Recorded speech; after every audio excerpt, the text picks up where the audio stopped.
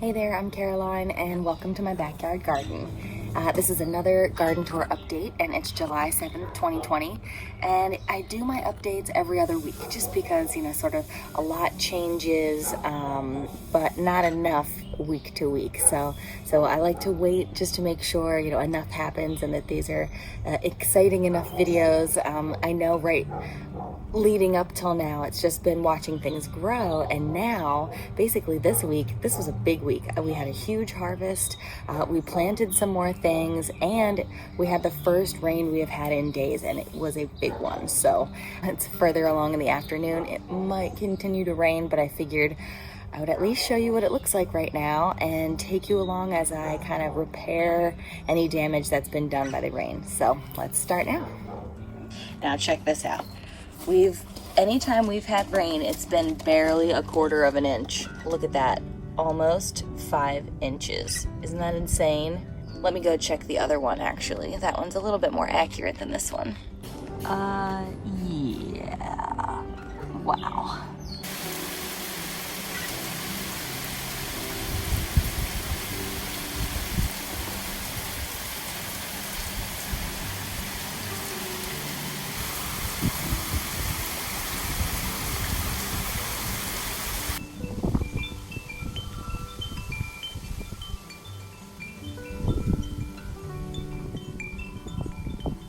Yeah, that is a lot of rain. Look at the backyard. Yeah. That is pretty flooded. Let's go check it out.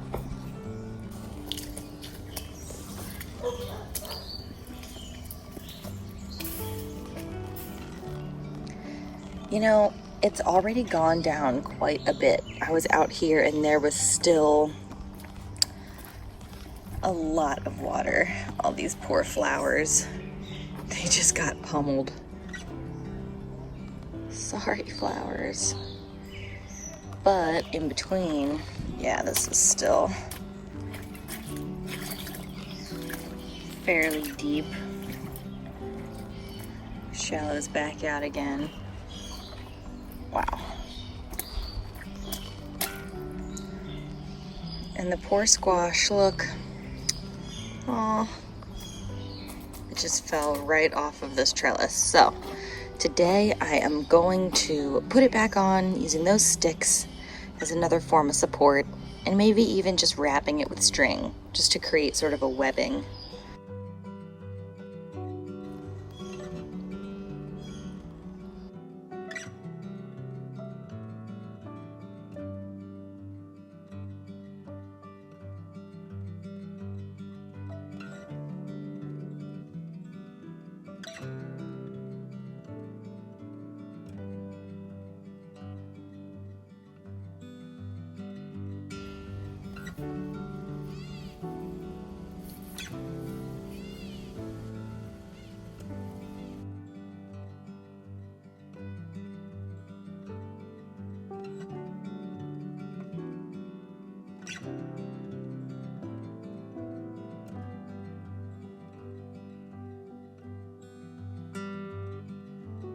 All right, I seem to have gotten them up for the most part. Man, it took a lot longer than expected, and the sun really came out. I'm ducking down, trying to hide from it. I don't know if you can see how balmy it is. A bug got me. Mosquito central back here with all this sitting water. So check it out. This is what we get, and there's an obvious difference between something that's grown up the vine and happy to be there versus something that's been forced into place after growing in a particularly different position. So they will get used to where the sun is and the leaves will turn around. Everything will be great.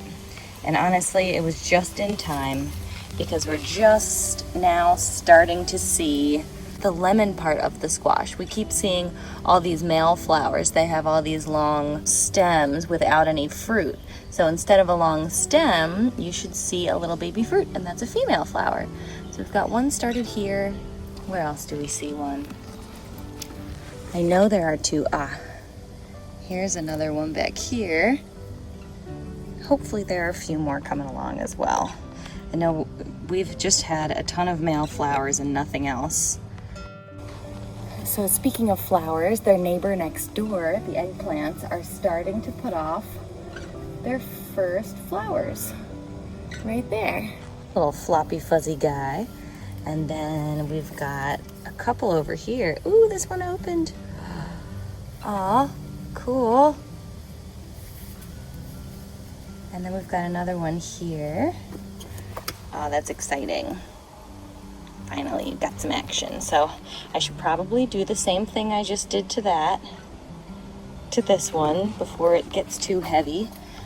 Maybe just, you know, give it some more support. Honestly, they're pretty stocky, sturdy plants for now. Obviously, they're not laden with anything, but, you know, we'll see. Poor snapdragons.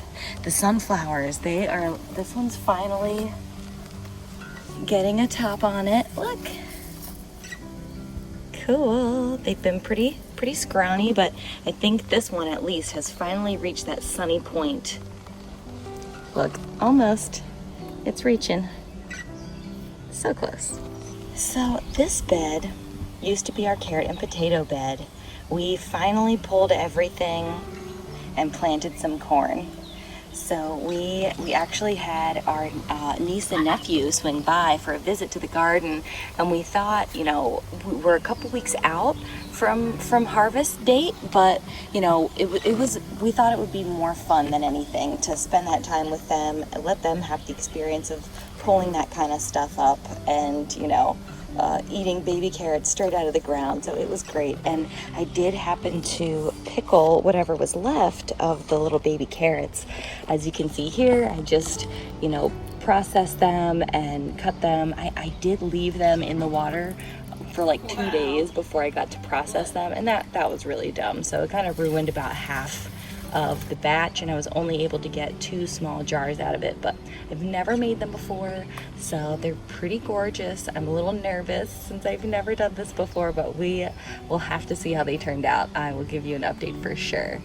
So today, with all this 5 inches of rain, we were worried that the corn would not survive that, but it appears we've got some growth, and it looks like we've got another one here.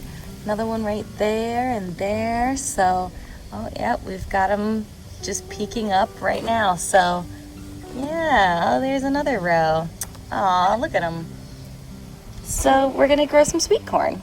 And as we were prepping the bed, I picked up a potato plant, and you can see where the little baby spuds were starting to sprout. And you can see how early we pulled the plant and how much more it had to give. So I am looking forward to the next time we plant some potatoes, maybe in a field somewhere, so we can really get a decent harvest and have this space here for, you know, the smaller things we can grab from the kitchen. We've got 2 different varieties. We've got a yellow variety, which I believe is over here, and the white variety, which is over here. They're both a super sweet. I forget the names. They're from Johnny Seed, so they're not exactly the sweetest names. They've got some numbers involved. But this version is going to be slightly shorter than this version, and that's the only reason why we, you know, had to divide it up like that, just to, you know, guarantee the sunlight. So while we were pulling up all the carrots and potatoes, Adam's sister noticed over here something starting to bud up, and I freaked out. Look at that artichoke.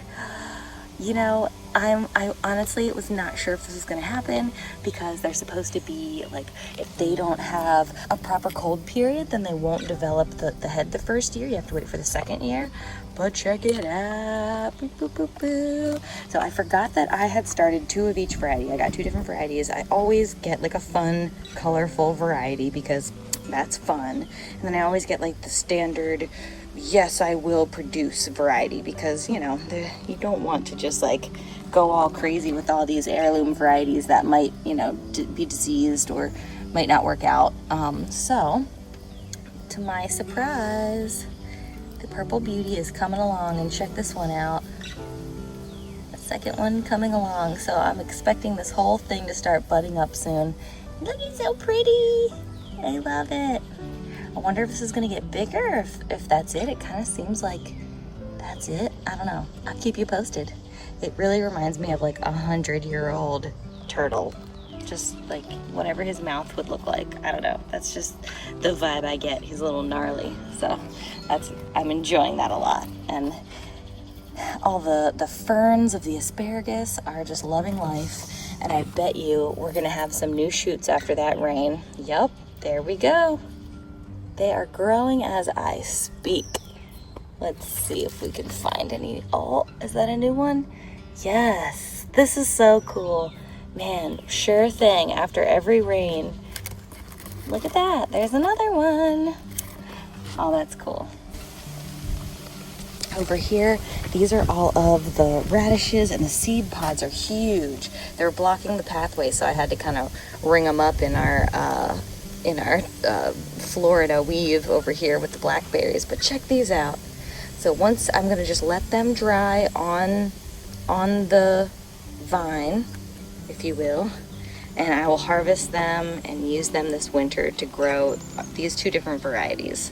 Pretty excited about that. And look, these are starting to blush, these blackberries. So anytime now, look, these really are over here. Oh, it's exciting. Oh, and the beets. Look, they're finally doing stuff. Look, look, look. Excuse me, Mr. Leaf. Yeah, cool. Look, I've never grown beets before. I have no idea. I think I'll roast them.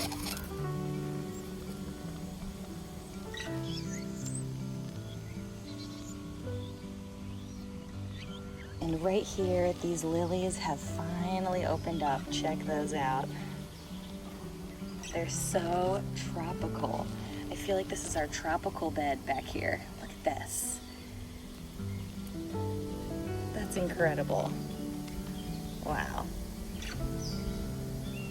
Thank you, Randy and Muffy. So cool.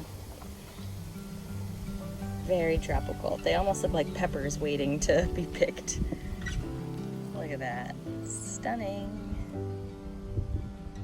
So these need to come out. I know I keep saying that, but it's true.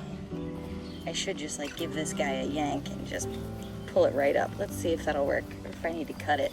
Here we go.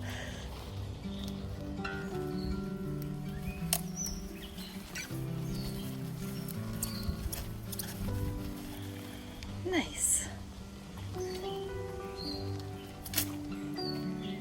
Broccoli one down. Let's get this one.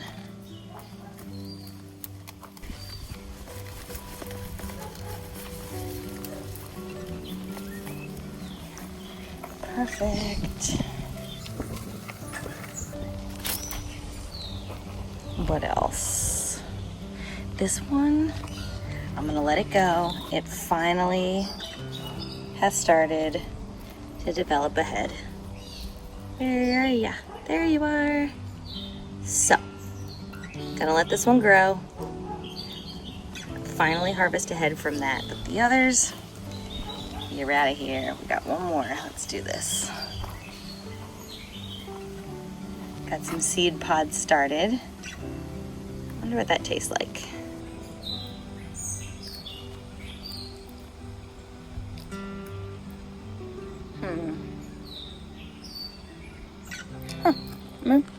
Tastes like broccoli. It's really sweet, actually. I expected this to be kind of bitter. This is the face I make when I find a piece of broccoli on here. I go, ooh, let me snack on that. And I end up going, it's just, you know, it's just so bitter. But this is pretty good. I guess I could have let them continue so that I can collect those seeds, but I'd rather make room for something else. So last one, here goes.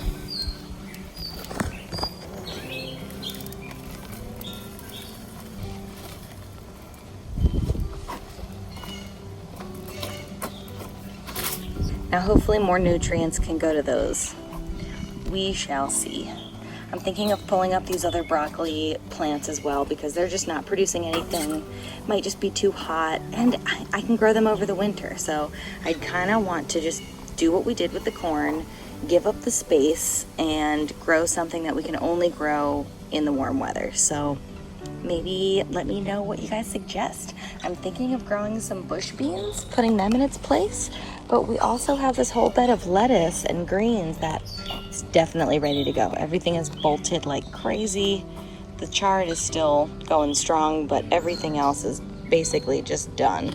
I'm ready to just pull it all up and start anew. So we're gonna definitely plant some more lettuce. Hey.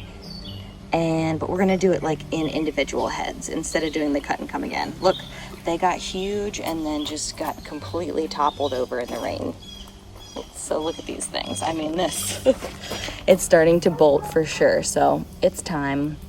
It's time. You had a good run, lettuce. Like, look how tall these things are. I mean, that's crazy. So it's time. So I'm not sure what to put in this bed either. So if you have any tips on what to put in the middle of July, let me know. I think, you know, definitely a couple heads of lettuce again, and maybe the beans here, if not over there. What else do I want? You know, I don't know. We'll see. Check in next time, I suppose. But look at what the storm did. I don't know how, but this is pulled up. So did it rain so much that this just plopped up? Did a critter pull it up? I don't know, but I guess I'm gonna cook with this tonight. Bringing this little harvest in. So speaking of other damage, I was out here. There was a break of the rain this morning from like 6 o'clock, I think, to 7 o'clock. There was a bit of a break, so I came out here. I actually tied this up. See the string right there? The whole thing was leaning out, so I was able to tie that up. And I came over and peeked at the strawberries and saw that a couple were ripe and thought, oh, I'll have to come back out later for a snack. Look what the rain did. Absolutely pummeled them. Look. So, not gonna eat those. So that's too bad. One thing I forgot to mention is that we switched all the strings of our tomato plants and we are trying to implement the lower and lean method. Now this is a method that greenhouse users use because the tomato plants get so tall. They're called indeterminate tomato plants because they grow for an indeterminate amount of time. So if the climate allows for it, which, you know, in a greenhouse it certainly would, you can continuously grow and lean your plant and wrap it around and keep growing. Now look at this thing. This is one tomato plant and it is taller than the spool already. Now we're letting a couple suckers grow just to slow the growth of the plant because this thing is such a monster. But, you know, it's split here and here I am making a weird little brace, but it's working. So it's kind of a mess right now because we've got things growing at different rates, at different, you know, speeds. You know, like these Brad's Atomics are only this tall, where other things have already surpassed the height of this. So we're just wrapping them around. So wish us luck because we do not know what we're doing. We're trying. So these are the spools. And every time something gets a little higher, you let it go down. See that drop down? You can probably do it another, but I don't really have anywhere for this to go. I'm gonna scoot it over. Maybe wrap it around once more. Anyway, that is the lower and lean method. Just a really crazy version of it. Some blushing here already. This guy is ready to be picked. Let's bring that one inside. This one I'm gonna bring inside too, just because it's sitting in the ground, and I'd rather ripen it in the windowsill than let the bugs get to it. But we've got another, aha, just like that one. Yeah, that one is a little gross. Look at that, gorgeous.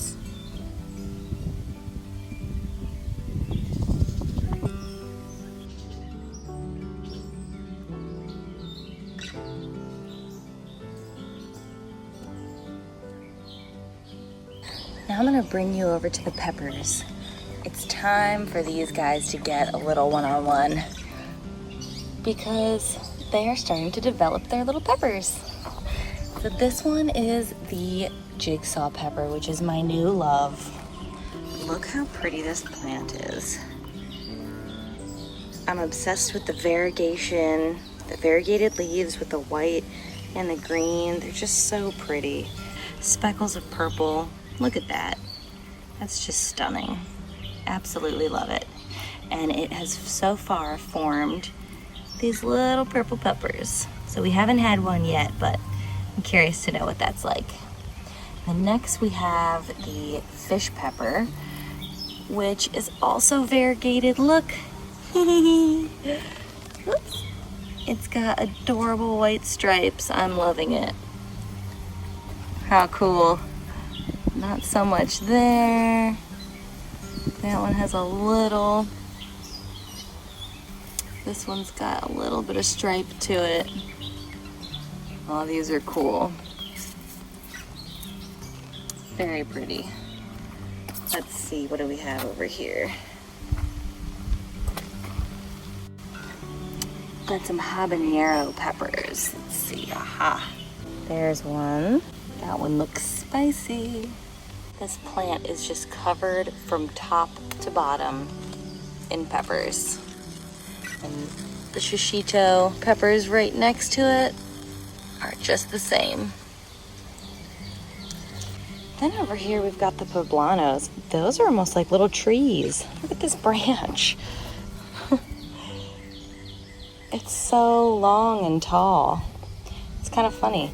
No peppers yet. So we'll see what happens with those. And then over here we've got a California Wonder. Oh, hey, look, a little lightning bug. Hey, lightning bug. So hopefully we'll get some good stuffing peppers out of that one.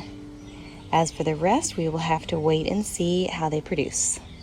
So I think that the last time I left you, I had not built this trellis yet. Now check out how fast that thing got covered. I mean, I think I built this thing last week. Yeah. Absolutely covered. So let's check it out. We've got our first pickling cucumber. This thing is big, actually. I think I'm gonna take this inside. Well, it might not make it all the way inside. Yeah, I don't think I can wait. Huh. First cucumber of the year.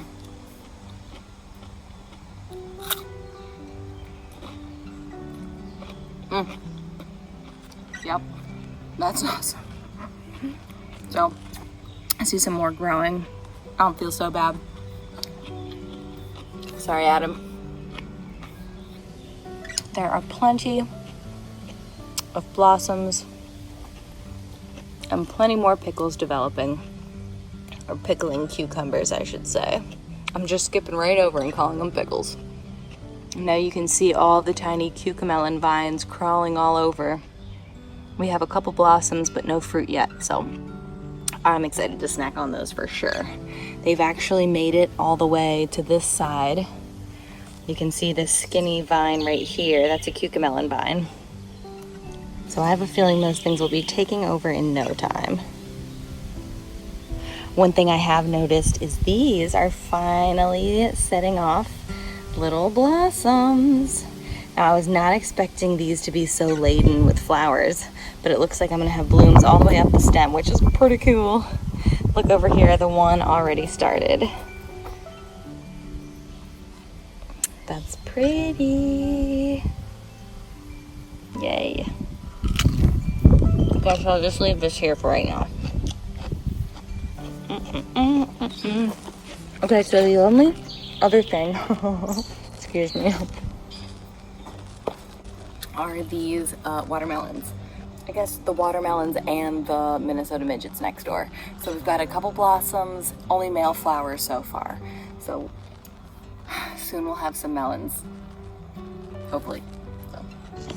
And the beans, these things, about to say, if you don't harvest them every day, oh my gosh.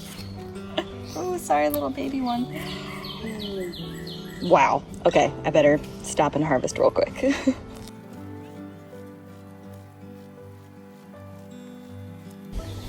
So looks like that is everything I can find. This one, these are pretty huge. I do prefer them at this stage. They're a little bit more tender, but you know, if you cook them up, saute them nice, they will be delicious. One thing I have noticed is that the purple loses color. It does turn to green once you cook it up. So that's something to keep in mind if you were looking to add a bit of color. It'll be the green color. I'm gonna grab my few things that I've harvested today. Don't forget about these tomatoes. There we go. It's not bad for a day, just hanging around, talking to you guys. So I think I'm gonna call it quits and take my unintentional harvest inside and have a little salad or dinner or something, we'll see. So thanks for coming along, and I'll see you in the next 2 weeks. Thanks so much.